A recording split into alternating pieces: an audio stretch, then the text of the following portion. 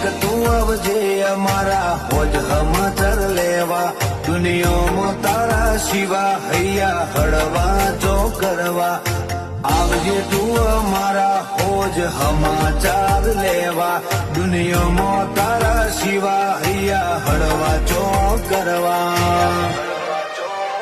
હો અમે હૈયા ફાટ રોઈએ તને પોહાય ના, તારા વગર મને કોઈનો વિશ્વાસ થાય ના, તારા વગર તૂટેલા ના કોણ બનશે ટેકા. હો મારી મેલડી વના કોણ બનશે ટેકા.